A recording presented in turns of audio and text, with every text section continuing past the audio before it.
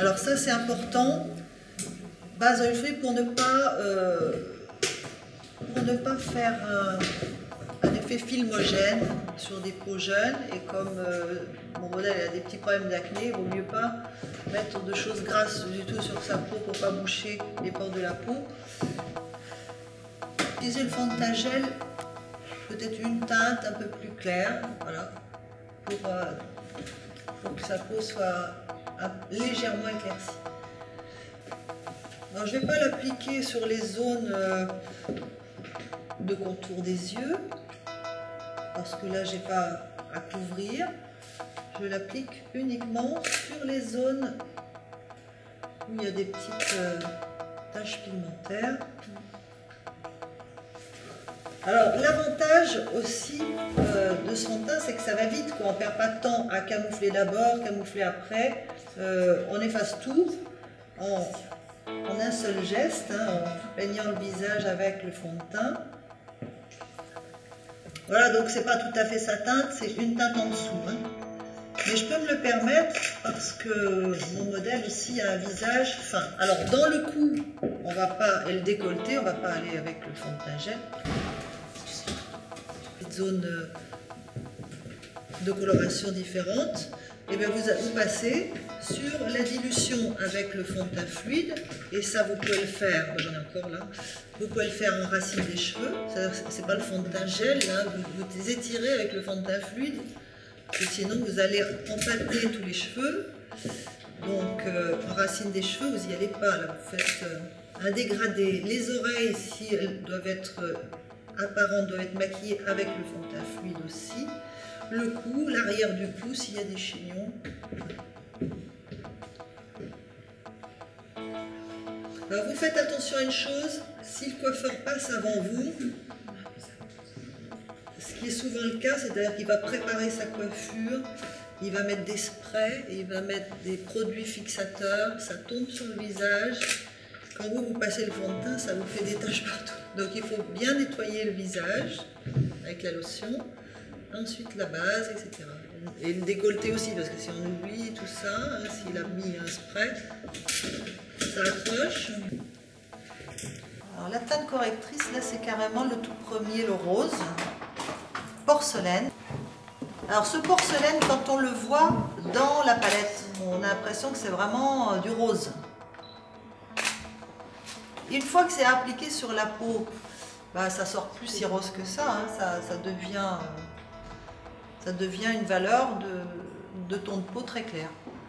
Donc là c'est dans le cas où j'ai des peaux un peu sombres. Alors même si par la suite je me destine à faire un maquillage très sombre, je vais quand même mettre l'anti-cerne et un peu de poudre, ça me donne une base de maquillage. Il ne faut pas partir sur la peau directement. Surtout si vous utilisez des eyeshadows, des choses comme ça.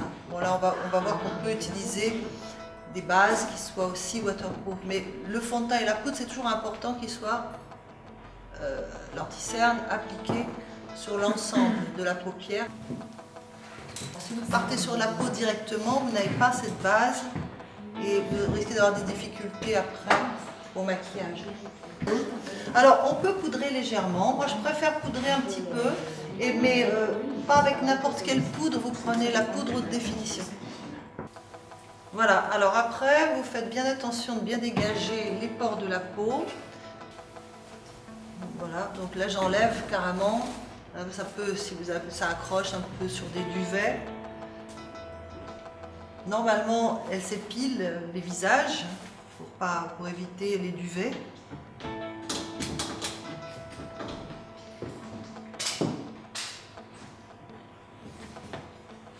Alors c'est un fond de teint qui est un peu difficile à appliquer au départ, quand on n'a pas les astuces de la dilution, mais on peut même le mettre sur n'importe quelle femme, n'importe quel type de peau, tachée ou pas, quand on veut de la longue durée.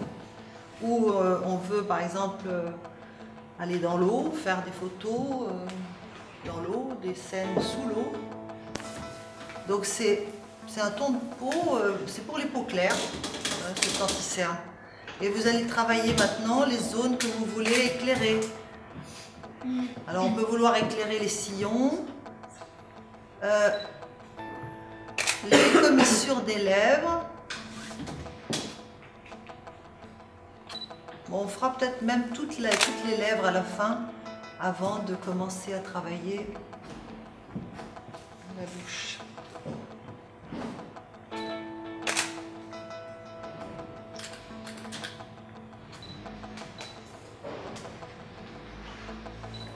Donc ça, c'est la version dans les coloris d'Anticernes en fluide.